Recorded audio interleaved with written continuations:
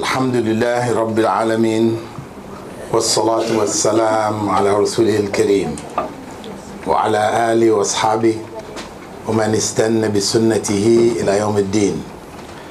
All praises due to Allah, and may Allah's peace and blessings be on the last Prophet Muhammad sallallahu alayhi wasallam, and on all those who follow the path of righteousness until the last day.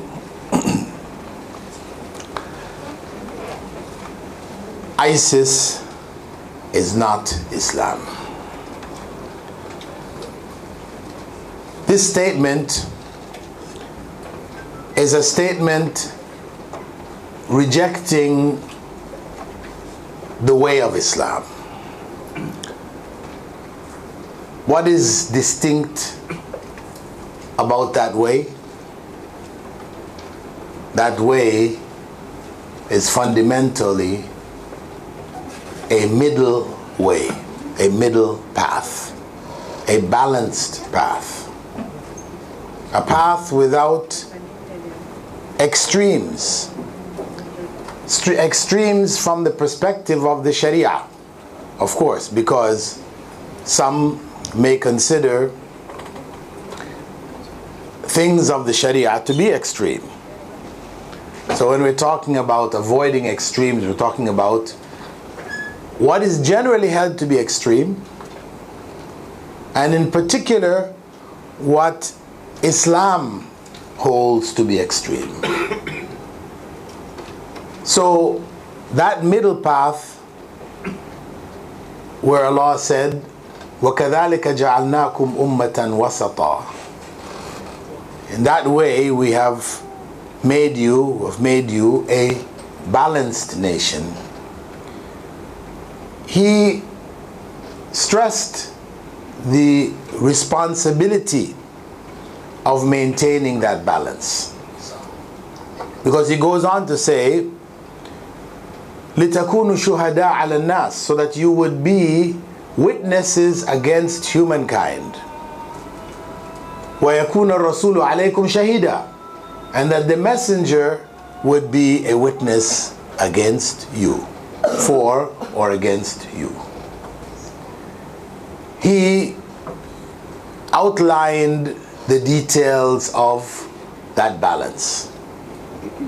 So many hadiths you're already familiar with, where people wanted to do extreme things like not getting married. He said, I got married. People wanted to fast every day. He said, I fast and I break my fast. People wanted to stay up all night in prayer. He said, I stay up and I sleep. And after all of that, he said, فَمَنْ رَغِبَ عَنْ سُنَّتِي فَلَيْسَ مِنِّي, and whoever desires a sunnah, a way other than my way, is not a true follower of mine. So he laid down the foundations in his lifetime. His life was an example of moderation. Moderation based on revelation. I always stress this. Why? Because others may say, cutting off hands, this is extreme. Marrying a 9-year-old, is it extreme? They may use a variety of other principles in Islamic law and declare them to be extreme. And those who uphold them are considered extremists. I am considered an extremist because I defended the Islamic ruling on homosexuals, that those who are found in the act are punished by death. I defended it and explained why Islam holds that homosexuality is a deviance and it can never accept it as being good. Never. For that I was labeled an extremist, calling for the death penalty of homosexuals. No, I wasn't calling.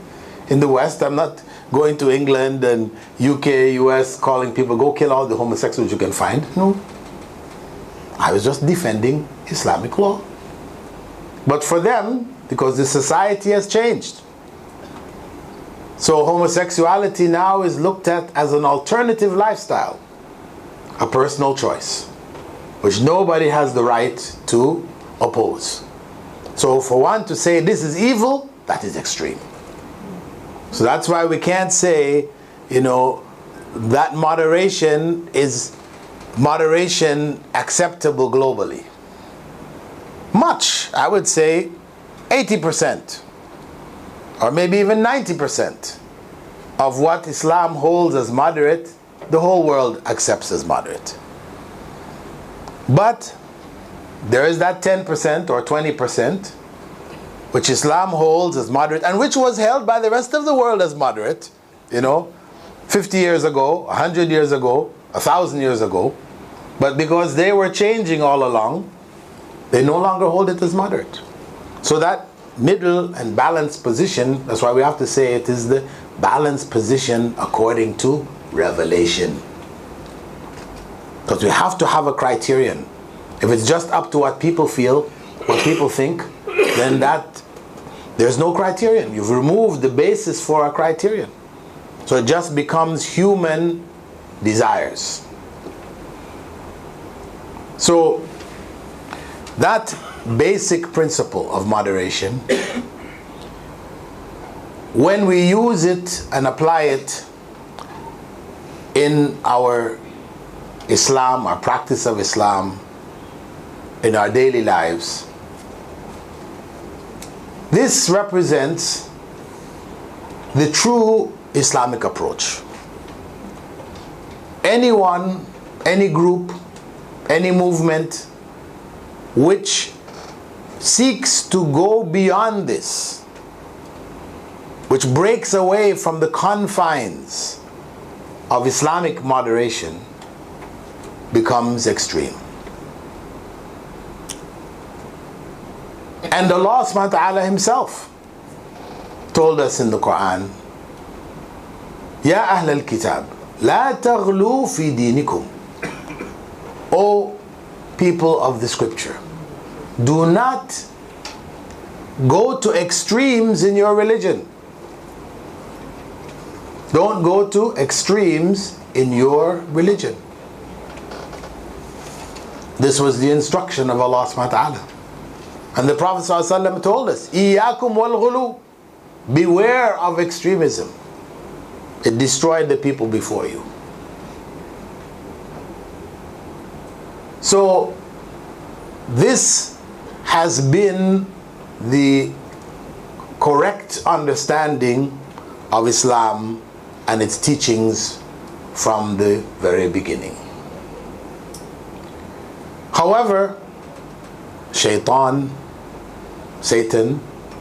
is busy. And his way is to make what was defined as extreme in Islam seem normal, seem good, seem right. For the non-Muslims, of course, he has a full playing field. Very easy to change people's way of thinking, but for Muslims, very difficult, because they do have the Quran and the Sunnah. It has remained with them in spite of other issues that have come in terms of their practice, etc. There are issues there. We're not on the Quran and Sunnah the way the Prophet ﷺ said, bite onto it with your molars. No, we have it, we're toying with it, but at least we do have it amongst us, Quran and Sunnah. So it's not so easy for the satanic forces to be able to push Muslims into extremism. Not so easy. But in spite of the fact that it's not so easy, they have succeeded. They succeeded in the time of the Sahaba. In the time of the Sahaba, they succeeded. And their way is to use or misuse Islamic texts Because to get a Muslim to go and do something extreme, you have to support your claim, your call, whatever, with some evidence. You don't just say, let's go do this. No, you have to get some kind of evidence to support your line of action. So, the biggest example which we have from the time of the Sahaba, I'm just taking one because historically there are many other things that have taken place. We'll just take a few samples to understand the methodology of Hizb Shaitan, the party of Satan, the satanic party. Their methodology in the time of Ali ibn Abi Talib, when he was chosen by the majority of Muslims to be the Khalifa, he accepted it. And there were discrepancies with Muawiyah, who was the governor of Syria. And they decided to avoid bloodshed, they would arbitrate. Somebody was chosen from the followers, those who were with Muawiyah, and somebody was chosen from those who were with Ali ibn Abi Talib. And they met together to find a solution. When that took place, from the army of Ali,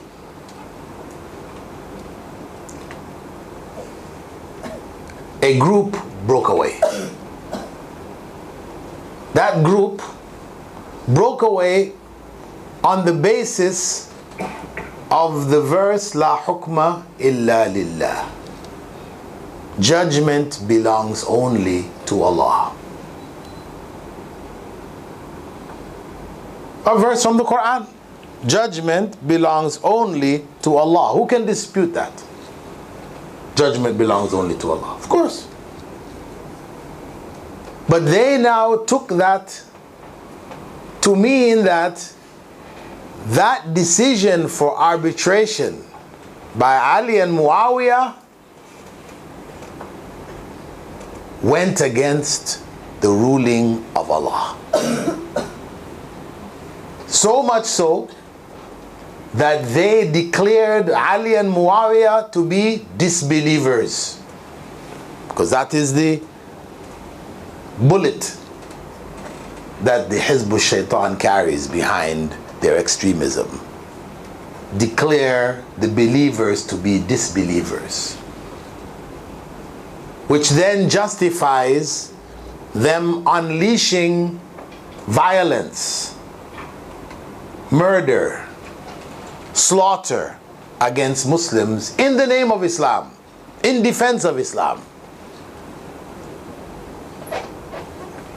So that group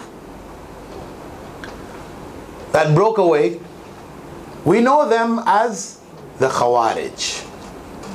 English they call the Kharijites, the Khawarij.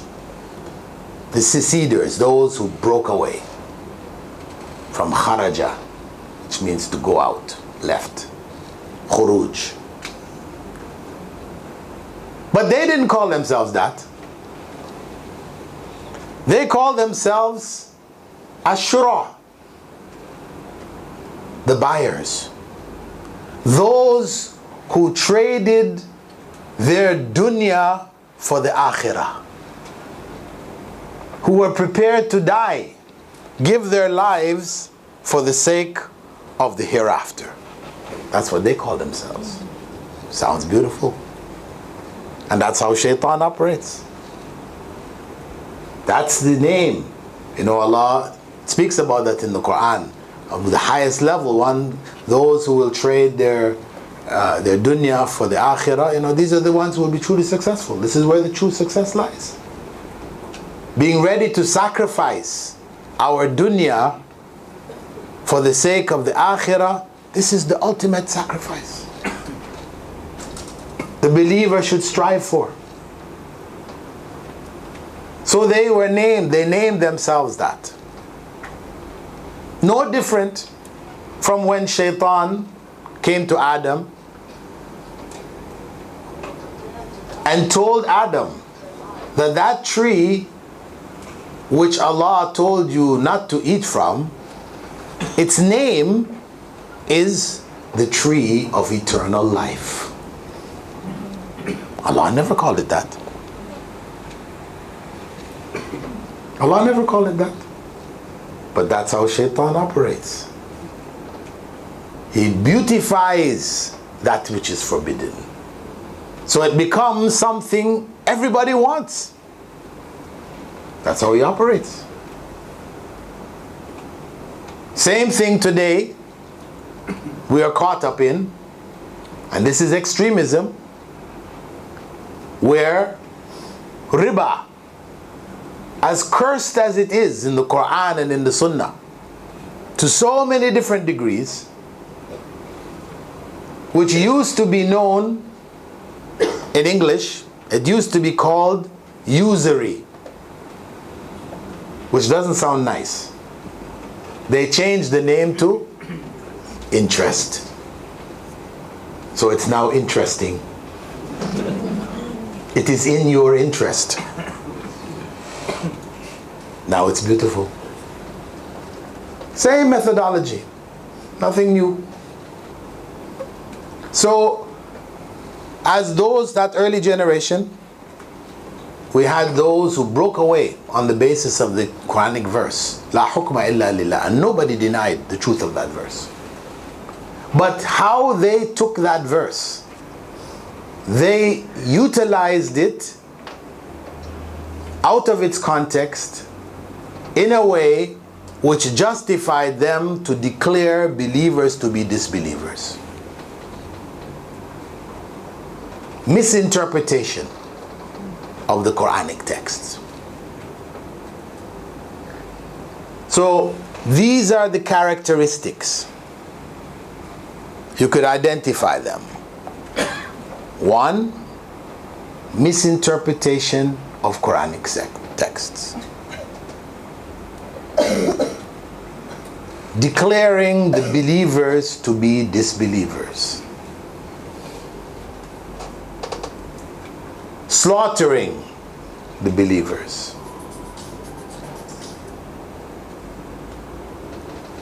These are the main features.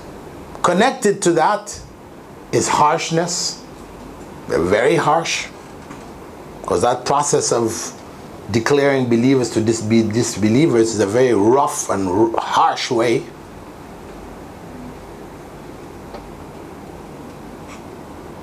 Lacking mercy. Calling to hatred of the believers.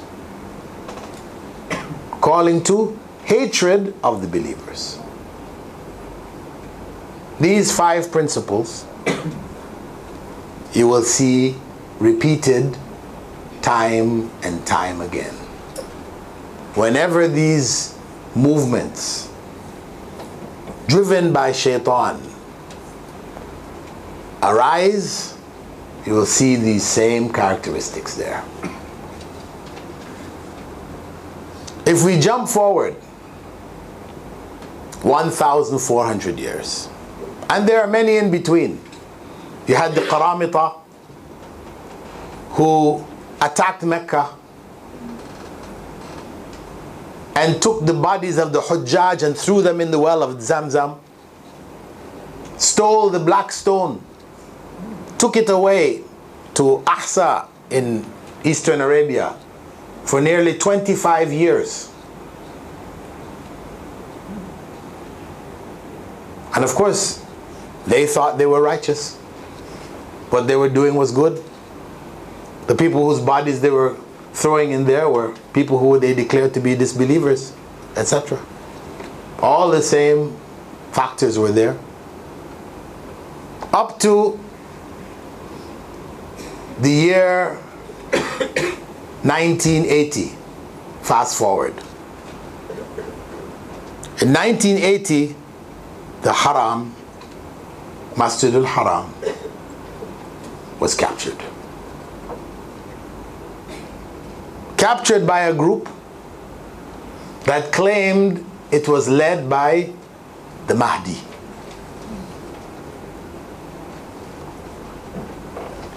And that group, once the Haram itself was captured, they started from the minarets of the Haram to shoot anyone who was wearing a uniform. All the guards that were there to maintain order, whatever, of the Haram, they were just up there killing them, one after another. Their blood had become halal. They justified the taking of others' lives, based on hadiths of the Prophet ﷺ about the Mahdi, which they brought to life. And when you go into the depth of who were involved and how they got there, you find among them people who are good people. The one who was declared to be the Mahdi, he was a third-year student in the College of Sharia in Imam Ibn Saud University, who was a known lecturer. Many people used to listen to his khutbahs. And due to the huge following which developed, he was disallowed to give the khutbah in his masjid. He went from masjid to masjid. People would still find out where he was, and eventually he was not allowed to give any khutbahs. Eventually his tapes, the recordings of his lectures, were banned. And he ended up going to a village outside of Medina in the desert, where he joined another group there, a group that was already there, who had decided they were going to apply Sharia in that village, beginning from that village. They had already declared the rulership of Saudi Arabia to be Kafirs, and they were doing their bit for Sharia in the village. And Shaitan put a thought in their minds that with the coming of 1980, that is the year 2000, 7980, which was the year 2000 for the Islamic calendar, right? The belief now, this idea that the Mahdi, it was time for the Mahdi to come. So they were now readying themselves for the coming of the Mahdi. So it's not 2000, 1400.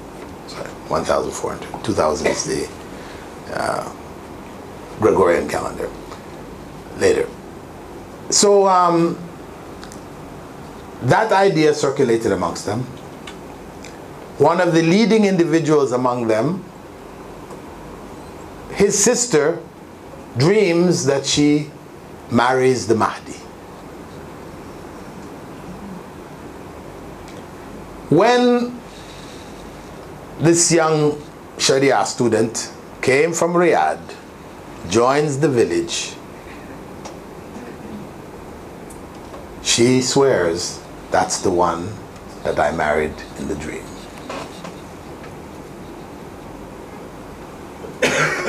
And they sought to convince him that he was the Mahdi. He wouldn't accept it initially. But eventually, with enough people saying it, you know, what a good man you are righteous, and so on, all these other things, eventually the weight convinced him. He married her, and they ended up in the haram, killing Muslims, slaughtering Muslims, Hujjaj. Eventually they were killed there. But the same principles, if you look into their movement, you see the same principles there. Fast forwarding to our time with ISIS. This is the new version. Before ISIS we had Qaeda. And of course there are issues about the Qaeda. Are they really the Qaeda, or they're made up by America, whatever. The sum total is we have people saying the same thing. Boko Haram, Abu Sayyaf, you got a bunch of them. And they all share these same characteristics. They lack a very basic principle, which is talked about in the very beginning, of the principles of gentleness. Islam is a gentle religion. It is a religion of rifq. And Aisha radiallahu anha quoted Prophet Muhammad sallallahu alaihi wasallam as saying, "Inna rifqa la yakunu fi shay illa zana." That gentleness, whenever it is in anything, it beautifies it. وَلَا يُنْزَعُ مِنْ شَيْءٍ إِلَّا شَانَ. And whenever it is removed from anything, it disfigures it. This is the statement of the Prophet ﷺ. That once that gentleness is gone, then it is replaced by harshness, and evil comes with that harshness.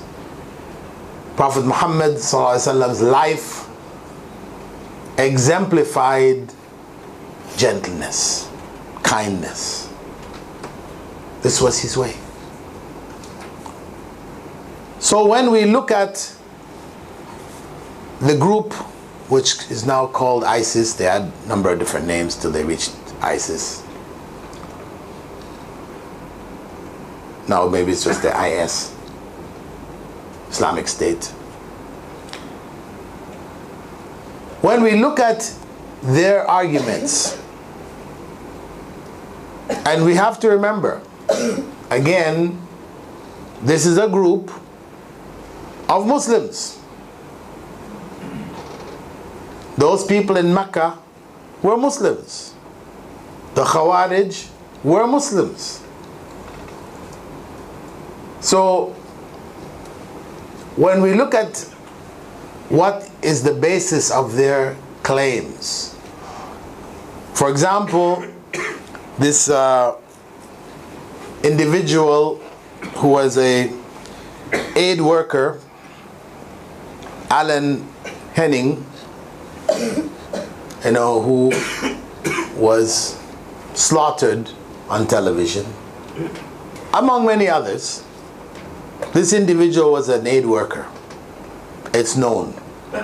He's traveling in a convoy of Muslims to help Syrians. He gave up his job situation back home and came there making that sacrifice. And then you slaughter such a person. You have to question, what mentality, what happened here? Where did they go off? Well, the point is that if you go and look at the arguments which they use, one of the first statements that was made in response to people crying out and saying, how can you do this? This innocent aid worker, their initial response was, Those who say that he is an innocent aid worker forget that what makes his blood legal to spill is the fact that he's a kafir. That was their statement. This innocent aid worker, they say, it's not counted. He's a kafir. So being a kafir means that it is halal, it is permissible for us to take his life.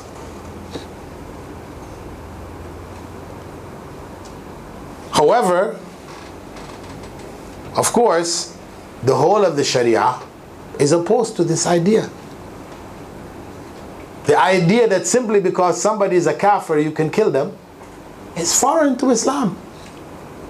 This is what the non-Muslims, Christian missionaries and others use to distort the image of Islam. They say, yeah, you Muslims are, for us disbelievers, we're halal, you can kill any of us, anytime. And in fact, they will even call on verses from the Quran, which they will use to justify these claims. فَاقْتُلُوهُمْ حَيْثُ ثَقِفْتُمُوهُمْ. Kill them wherever you find them. But of course, all of these verses are in the context of warfare. You're in a battle. The enemy combatants, wherever you find them, you are instructed to kill them. They're fighting, they're trying to take your life, they're trying to take the life of Muslims. So it is perfectly legitimate to kill them. But it has nothing to do with the fact that they're disbelievers.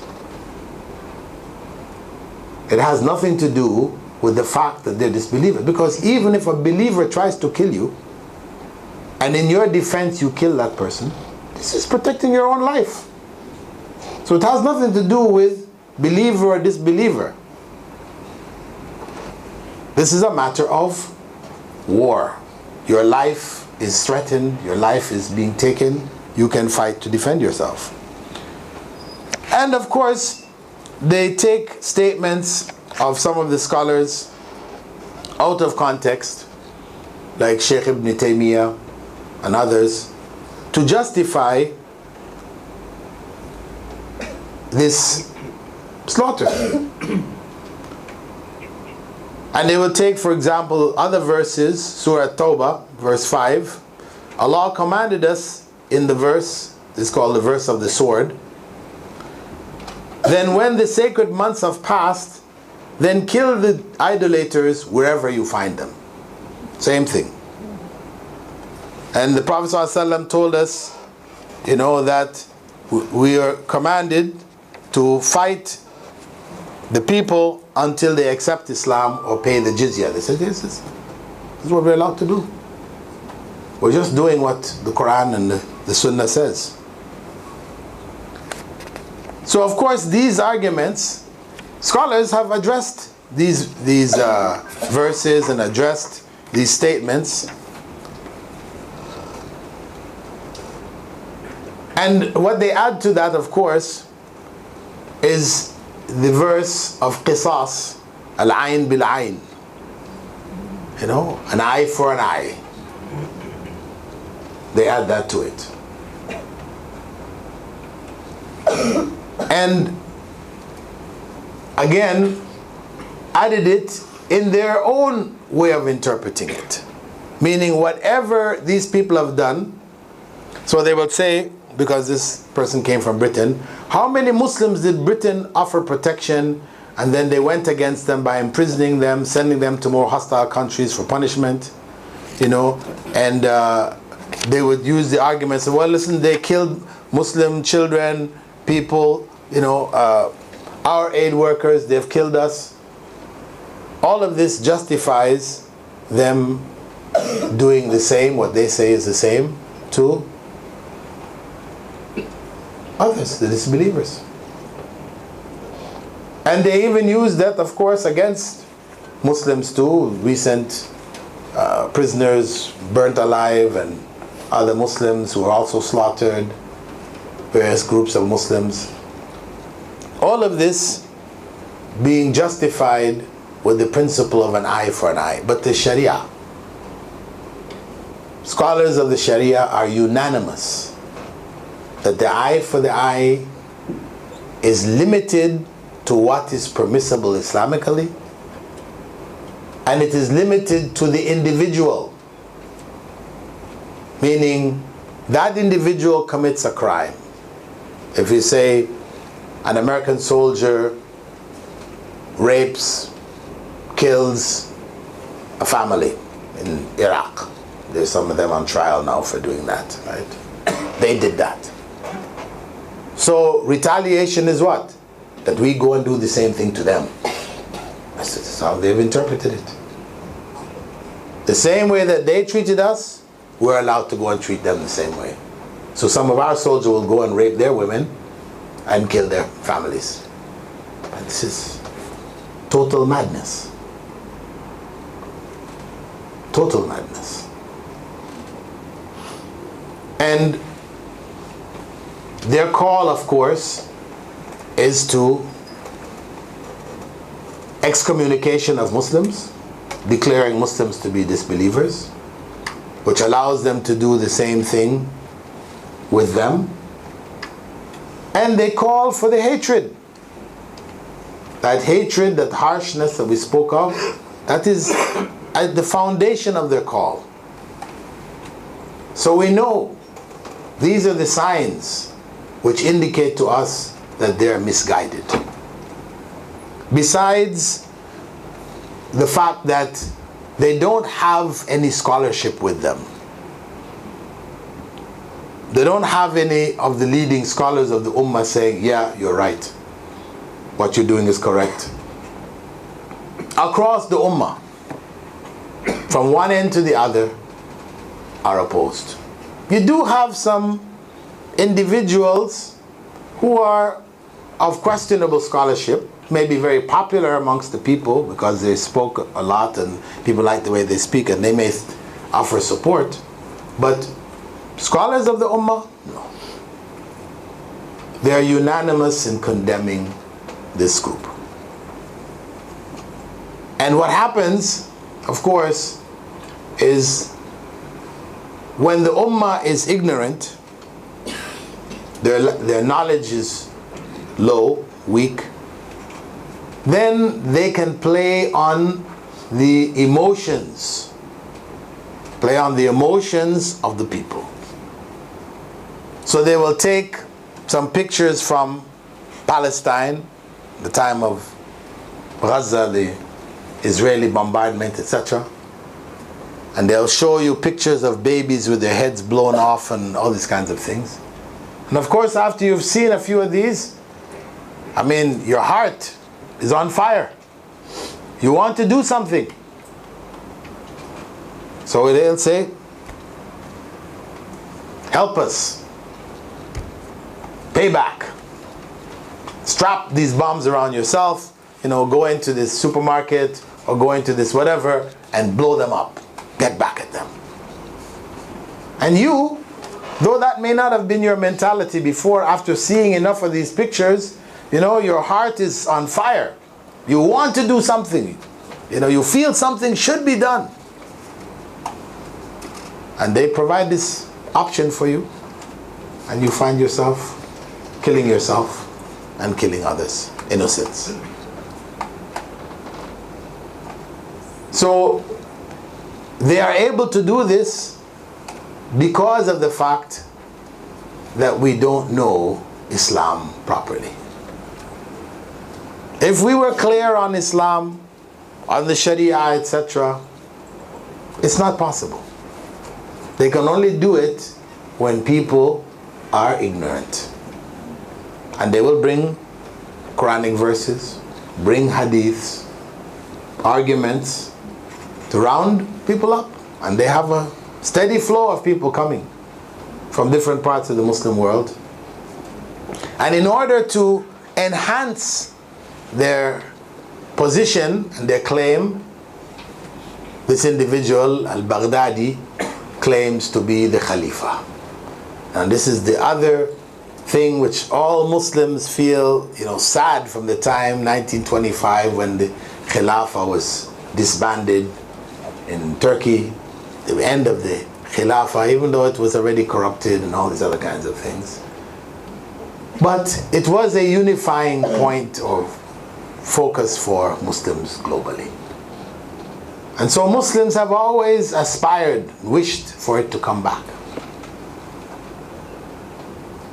So they raised this beautiful image, the Khalifa. And of course there are hadiths. Man mata wa laysa fi unuqihi bay'ah mata baytatan jahiliyyah. Whoever dies and is not in bay'ah to the Khalifa dies a death of disbelief. So this hadith statement of Rasulullah sallallahu alaihi wasallam. So they're playing on again the emotions of Muslims. Yes, the Prophet sallallahu alaihi wasallam did say that. But the death that he spoke of when he said whoever dies and is not engaged in a bay'ah dies a death, actually it says, of the time of ignorance. He dies a death of the time of ignorance. It doesn't mean he dies a death of a disbeliever, but that's the way they portray it. Matat maytatan jahiliya, the death of the time of ignorance. Of course that's when the disbelievers dominated. Jahiliya, pre-Islamic times. But so what did that mean? It didn't mean he died a disbeliever. It just meant that as in the time of Jahiliyyah, people didn't have bay'ah. He dies like that time. Not that he himself is a disbeliever, but that's how they take it. So then if you've got this interpretation, they've put it on you, you have to make bay'ah. And that's what they say. If you don't make bay'ah to their Khalifa, then you are a disbeliever. In fact, your state is between disbelief and belief. If you never heard of the Khalifa, that's how they put it, you're not considered to be a believer or a disbeliever, you're in limbo. Once you hear about the Khalifa and you don't make bay'ah, you're a disbeliever. So this is their methodology. Playing on the emotions, playing on the ignorance, misusing Quranic verses, hadiths, etc., taken out of context. This is their standard methodology. And it is the methodology of shaitan. So there's no doubt that there are satanic forces driving this movement. Whether they were created by the West, as some people feel, and might be, or they were Muslim creations utilized by the West for their own purposes, to distort the image of Islam, etc. However, the end result is still, it is a movement driven by satanic forces. So, what is our responsibility today? That's the point. If ISIS is not Islam, then what should we do? For one, what is obvious is that for those in our ranks who have been fooled by the da'wah of ISIS, then we have to try to help them, to bring them back to the proper understanding. But to be able to do that, we have to have the proper understanding. We have to be clear on these matters Islamically. Because if we are confused, we just kind of feel it's wrong, it doesn't feel right, then if you get in arguments with somebody who is clever, they know how to use the right words in the right way, push the buttons that are necessary, then you become one of their followers. Even though you went in with the intention of trying to discourage them, you end up becoming one of their rank, you know. Because it's only knowledge that is going to protect you. So therefore, it is essential. This is the starting point. To seek correct knowledge of Islam.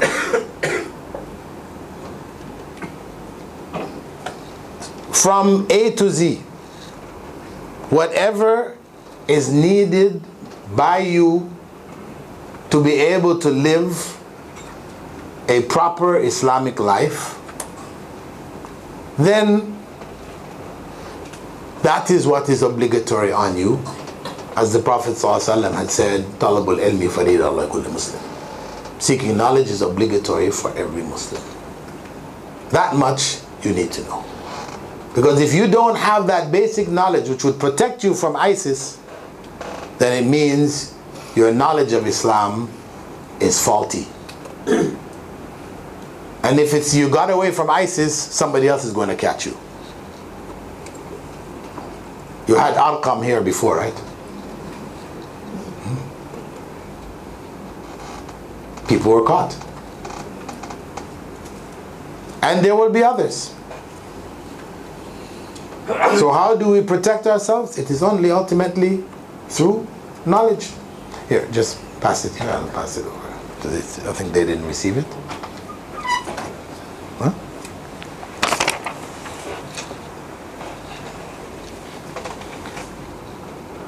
So, Alhamdulillah, you have Yayas and Ta'aleem. If this is the first time that you're coming here, then know that this is an institution in which knowledge is being imparted in the main languages used here. And it shouldn't be that you just pop up for talks. Dr. Bilal's coming, okay, let's come, let's hear him. I've never seen him before, I just saw him on YouTube. I like to see him in person. You know. We need to be beyond that. We need to be here because we know that being here and seeking knowledge here is putting ourselves on a path to paradise. It is that great. Because Prophet Muhammad ﷺ had said, "Man salaka tariqan yaltamisu fihi ilman sahhala Allahu lahu tariqan ila al-jannah." Whoever takes a path in which he or she seeks knowledge, Allah makes the path to paradise easy for them. That is the promise of the Prophet ﷺ. So that's why we need to come and take advantage of the various classes that are available here. These classes without any kind of fees and things like this, and very knowledgeable local scholars here teaching, international scholars coming through from time to time. This is a wonderful opportunity. An opportunity, you go back a generation and the average Muslim didn't have that opportunity. You know, it was much more difficult. Allah has made it easier for you.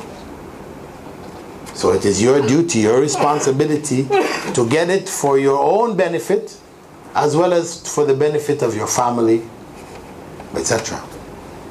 Because you may be sitting here and have understood what I said, but your children, if that knowledge is not passed on to them in a proper way, next thing you know, you'll find your kids in Syria.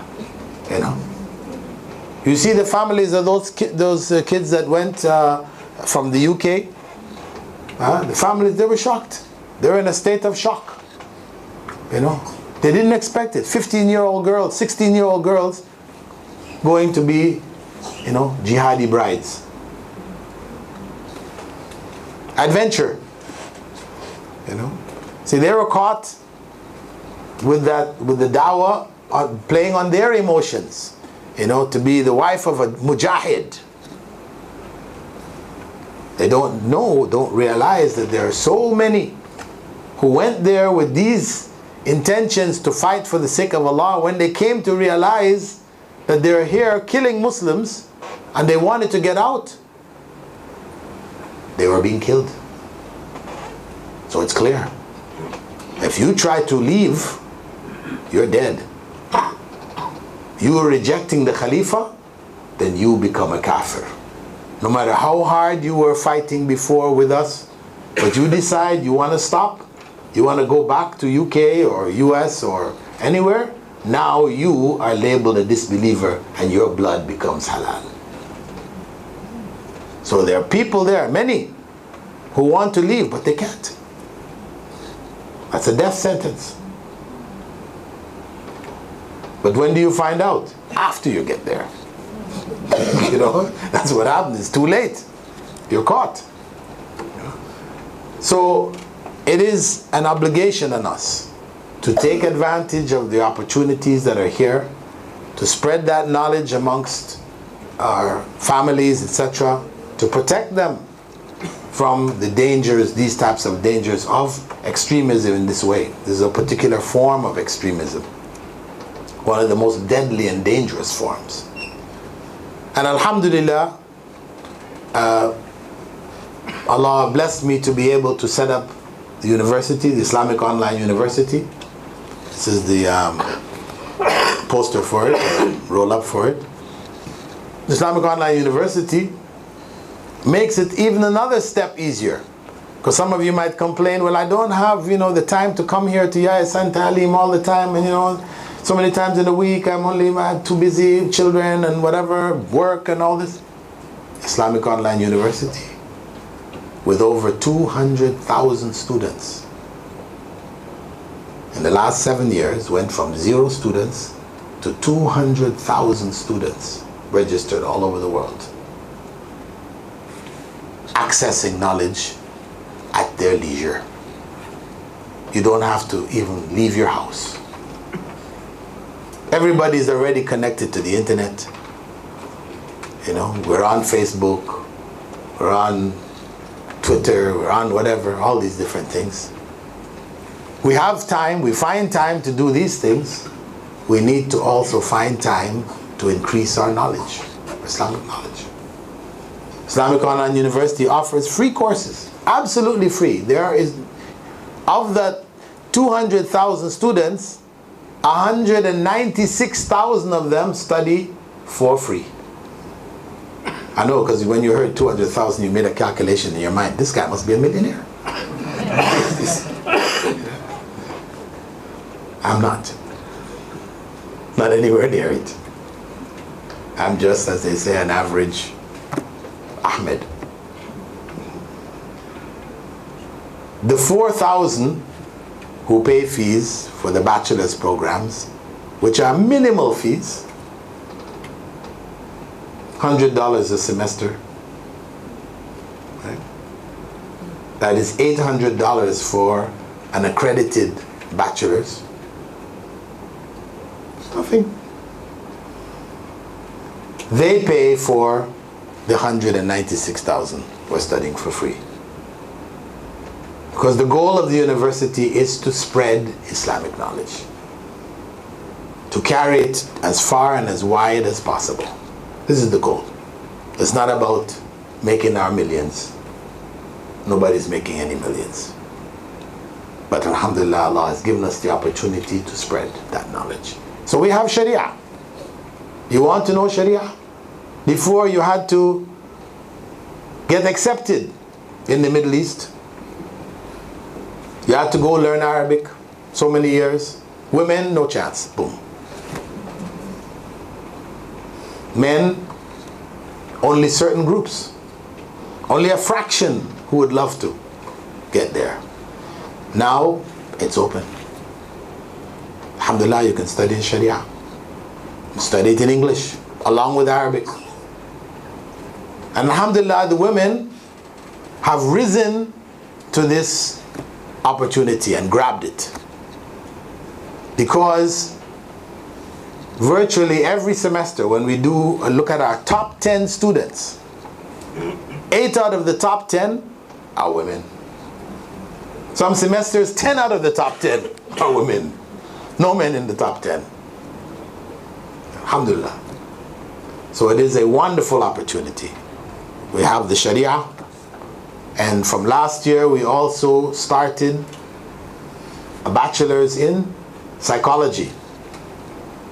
Some people ask, oh, why psychology? You know, isn't it better to have a bachelor's in hadith or tafsir? So many other, why psychology? It's Islamic online university. It's a question. Well, the problem is what? That if you were to ask, where are the Islamic psychologists? You're not going to find any. You ask around. Maybe there's some people with degrees in psychology, but you ask them, are you an Islamic psychologist? They'll admit no. The psychology I studied was the same psychology that is studied in the US, in the UK. So it's secular psychology.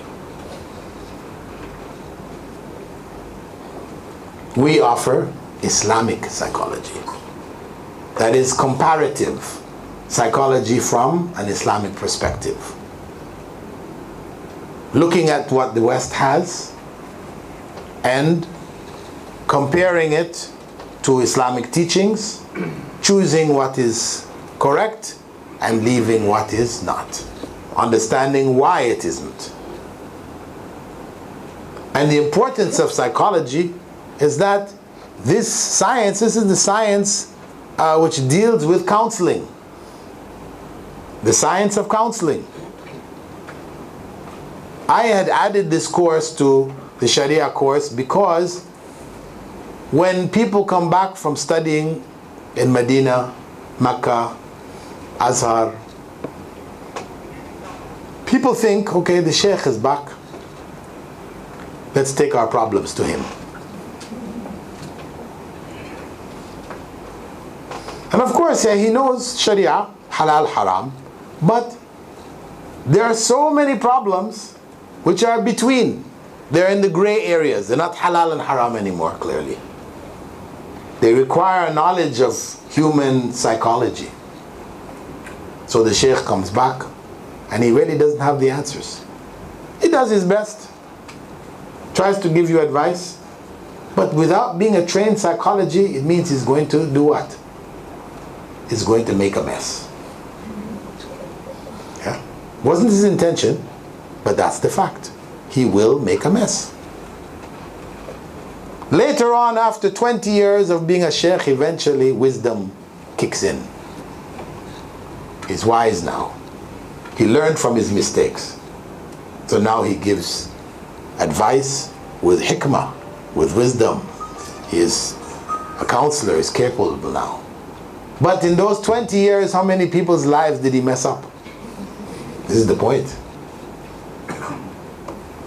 So psychology is critical, a critical area. Similarly, we added a bachelor's in education. Again, training teachers for our schools. And we need teachers. People who are teachers, not merely because that's the only thing they could do. That tends to happen. People who go into teaching after you can't get into any of the other fields, you know. So instead of getting the cream of the crop, we're getting the bottom of the barrel. And they become our teachers. So then what do we expect in school? And approaches to education, how is education to be implemented? Is it just according to the way the West teaches? We just learn techniques in teaching and we teach the same material? If we don't change the material and the approach to teaching that material, then our society will never change. I was just recently at a talk which I gave in a masjid or musalla with students from different parts of the world, Muslim world, locals as well as people from overseas. And I was giving them a talk. And part of the talk I raised a question to them. These are all Muslim students. And they're active students. They were concerned, that's why they were there in the masjid for the Islamic talk. So I asked them this question: who among you can raise your hand and say, Wallahi, I have never cheated in any examination or test?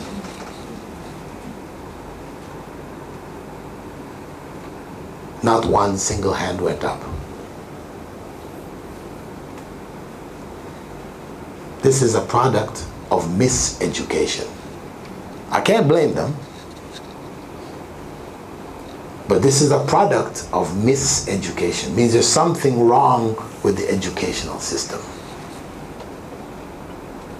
If the Prophet ﷺ had said, Man ghashana falaysa minna, whoever cheats is not a true Muslim, how could it be that these students, Muslim students, conscious Muslim students from all parts of the Muslim world, including students from here, students who did their high school in Islamic high schools, and they couldn't say they never cheated? It means there's something wrong. Wrong with what is being taught and how what should be taught is being taught. It's a major problem. Because as I said to them, the main problem that we as Muslims complain about all over the world, every country I've been in, Muslims complain about what? Corruption. Corruption. Up, down, sideways, everywhere. Isn't it?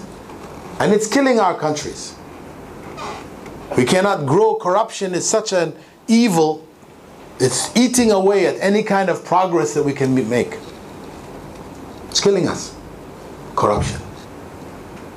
But, as I said to them, do you think you can change it?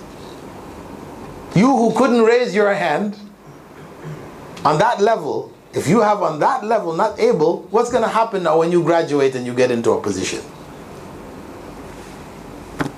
You're not going to be a part of the solution. You will be a part of the problem.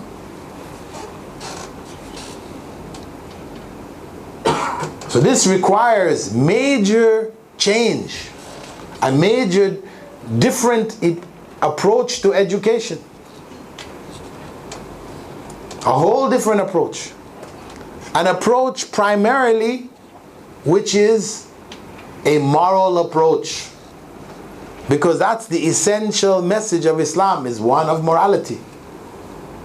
So we need to bring morality back into the classroom. And obviously only Muslim teachers are going to be capable of doing that, who have learned what the West has to offer, comparatively speaking, understood what is the Islamic approach, etc., etc. Then they know how to tackle their subjects and be able to bring it from a moral perspective, or bring a moral perspective to everything that is taught. So every single class, moral messages are given. So imagine your school that went from kindergarten to grade 12. Every single class, whether you're doing maths or science or English or whatever, moral messages are being taught. The student that graduates from that system, will he be like the students that are graduating now? No. He will be a different person altogether. He will be a person who has a clear moral compass, one who you couldn't bribe. And they are the ones who will change the society. Because what is it that made the generation of the Prophet ﷺ good? That they were able to change, turn the tide of history. What made them? It was that. They were driven by the moral principles of Islam, the morality that lays at the foundation of Islam. As a whole, they were not corruptible. Yes, there are individuals who did get corrupted, they're human beings. But in general, They were raised morally sound Islamically. So they were able to make change. And that's the only way that we can go forward. So this is why we need Muslim educators who are conscious of this responsibility, who can work together and make this change. And we also added the studies in Islamic banking and finance, because this is of course a big area which Muslims are faced with. They need to have this knowledge. So we have this available now. And we offer Arabic training people to teach Arabic to non-native speakers of Arabic, not studying Arabic for the sake of Arabic. And we also have a very well-established Quran memorization center with over 25 Hufaz with ijazas, mainly from Egypt, who are teaching with our program online.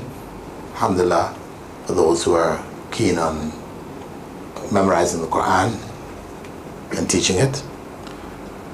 So the Islamic Online University is here for you.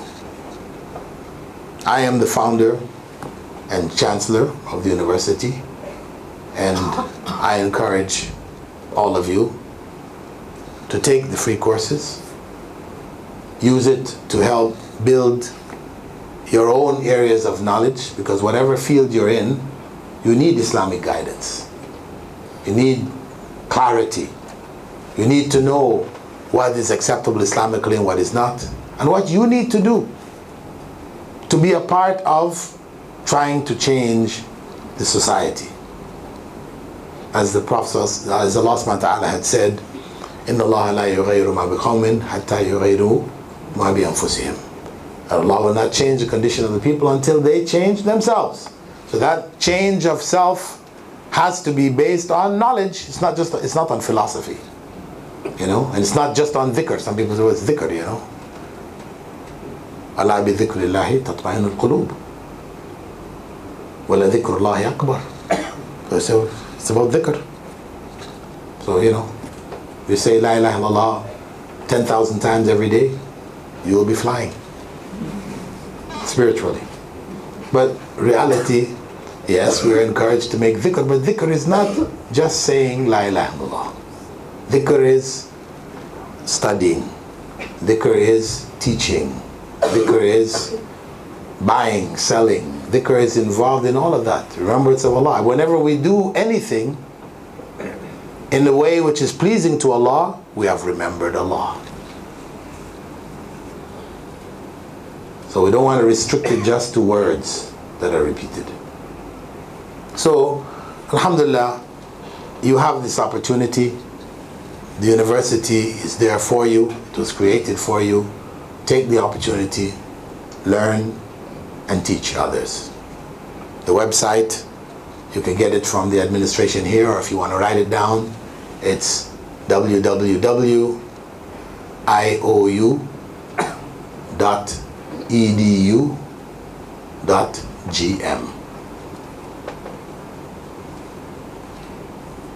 Inshallah, this was the essence of what we wanted to share with you this evening. In summary, we said ISIS is not Islam. It does not represent Islam. It doesn't mean that those people who are involved are not Muslims. To say, they're all disbelievers, again, we've gone to our own extreme.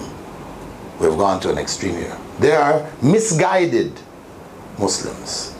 That much we can say. They're misguided Muslims. They do not represent what they're doing, what they're calling for, does not represent Islam. Because it goes against the teaching of the Quran and the Sunnah as it has been understood by the Ummah. When you take those teachings out of context and you create your own understanding, then of course you can produce anything. You can make halal haram and haram halal. Doing that.